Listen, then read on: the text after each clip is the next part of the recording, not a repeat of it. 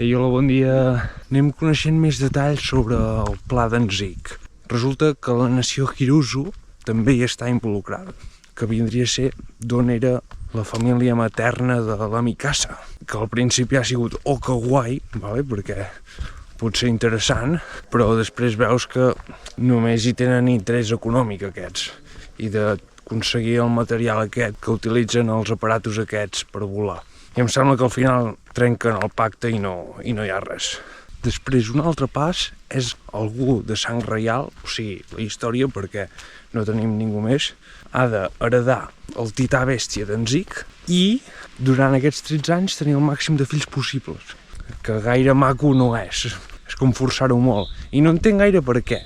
Entenc que vulguis que la història tingui fills per no perdre la sang reial, saps? Si passés qualsevol cosa, però tampoc el màxim nombre de fills.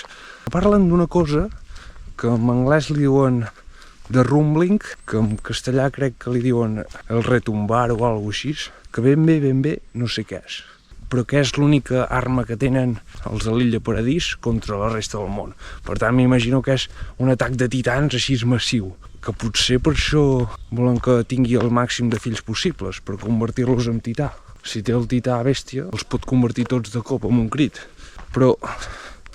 que potser tots els de sang reial, si els converteixen en tità, es converteixen en bèsties d'aquelles gegantines, com el pare de la història, en Rod Reis.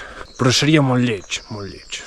S'ha de dir, però, que la història ja està embarassada, per tant, ha anat per feina, i no sé si ha nascut, perquè quan estava embarassada crec que era el passat, per tant, m'imagino que ja ha nascut el fill, que com li posaran?